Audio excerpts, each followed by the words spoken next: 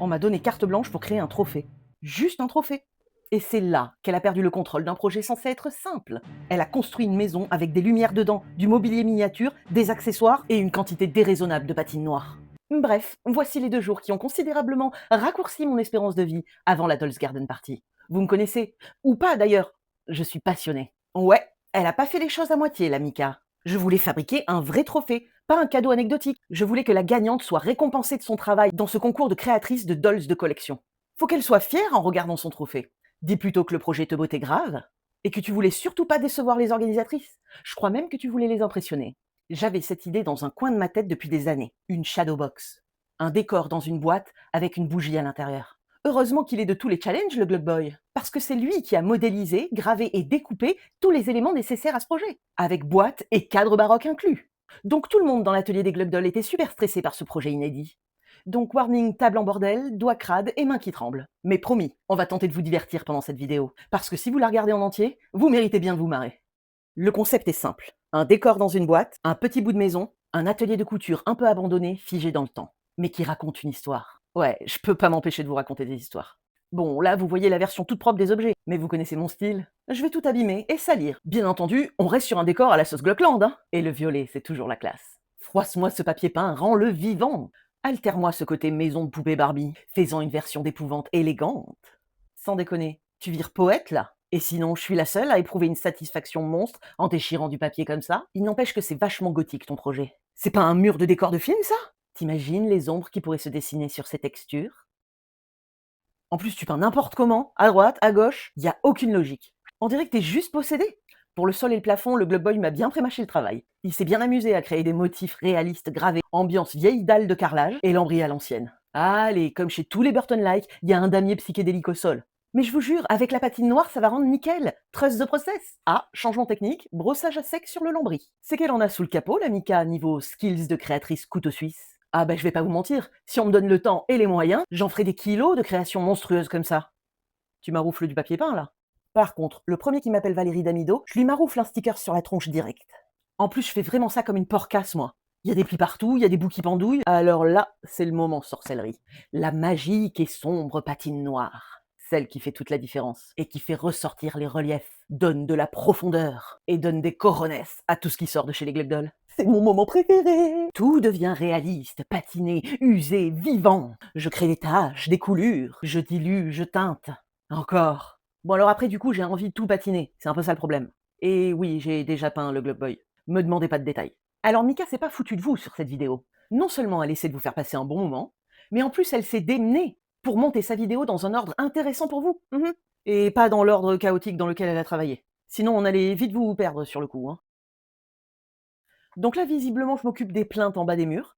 Bah oui, souci du détail. Il y a des plaintes en bas des murs. Bien sûr, je les ai griffées et entaillées, hein, on est sur de la bonne vieille plainte. On voit bien que tes mains font nawak là. Tu dois être sous caféine à 4 heures du mat, en mode pilote automatique, pour pas dire zombie version vénère devant un buffet de sushi.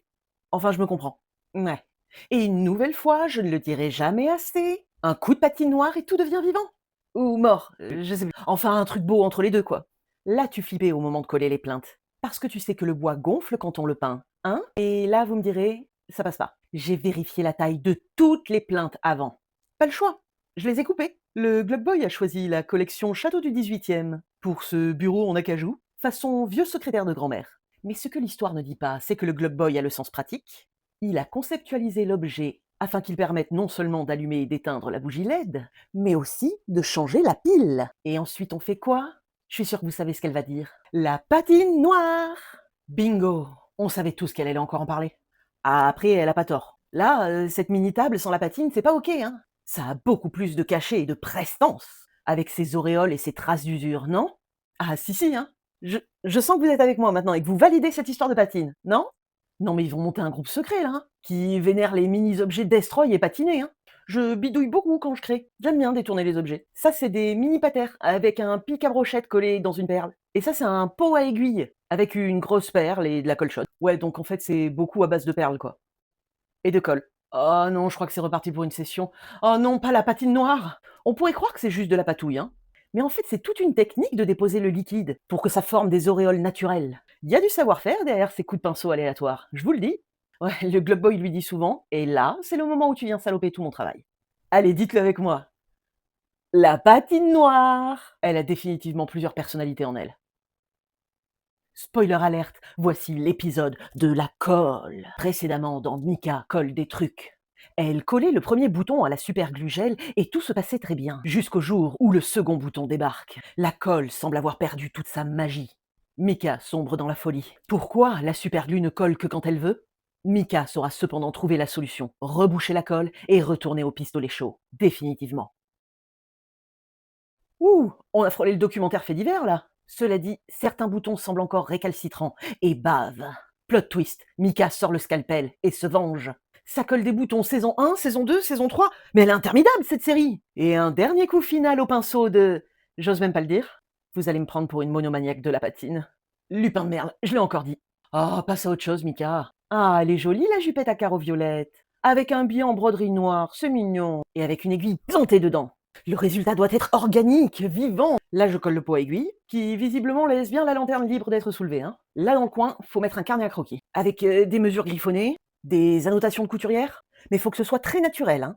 Oui, défoule-toi, froisse les pages, t'en as besoin. Oui, colle les pages que tu veux pas qu'on puisse tourner, parce que bien sûr, tu veux qu'on puisse tourner les pages illustrées. On avait dit un projet simple, et toi tu fais un truc interactif. Pour te détendre un peu, tu veux pas nous parler de la Glugdol? Je m'en vais lui donner un peu plus de caractère à cette Glugdol qui va s'asseoir dans le décor. J'ai choisi des couleurs et des motifs assortis, et c'est vrai que j'ai ajouté un peu de douceur, avec sa matière à poils douillés. Un peu de tendresse dans ce décor sombre. Ah, c'est tout moi, ça. Là, c'est le moment fatidique. De coller tous les éléments bien en place dans la boîte. Pas de place à l'erreur, Mika, là. Hein. La colle chaude, ça pardonne pas, tu le sais. Alors tu vises juste et vite.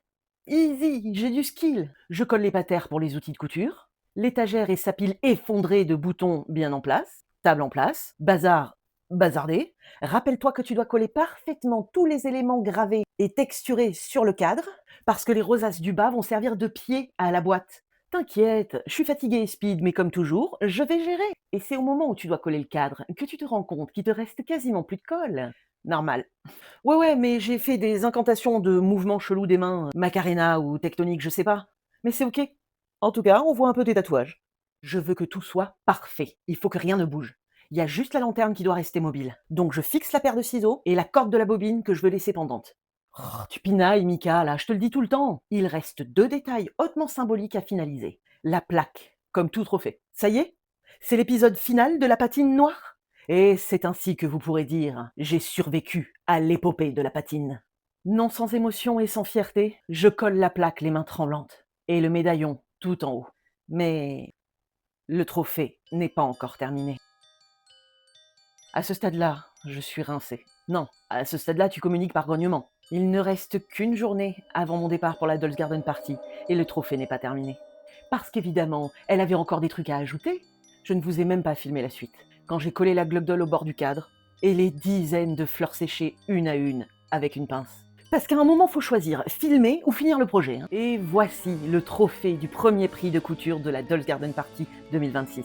J'ai profité de cette occasion pour fabriquer un truc qui me trottait dans la tête depuis des années. Un atelier miniature figé dans une boîte. Un lieu suspendu dans le temps, l'instant figé où la création est en cours de fabrication. Une lanterne vacillante dans l'obscurité, d'où s'échappent des idées pétillantes, comme des fleurs colorées. Bref, plein de détails inutiles, donc parfaitement indispensables. Même si c'est pas homologué par les gens qui aiment les projets simples, ce trophée a été remporté par l'adorable Coco. Et ce qui me fait particulièrement plaisir, c'est qu'elle connaît déjà l'univers des Glugdol. Donc elle a parfaitement compris dans quoi elle mettait les mains. Merci la Dolls Garden Party pour cette carte blanche dans laquelle je me suis lâchée. Je ne sais pas si j'aurai l'occasion de refaire une création dans ce genre. Ce serait pas raisonnable. Ce qui n'était pas raisonnable, c'était ta quantité de patine noire. Ouais, c'est pas faux.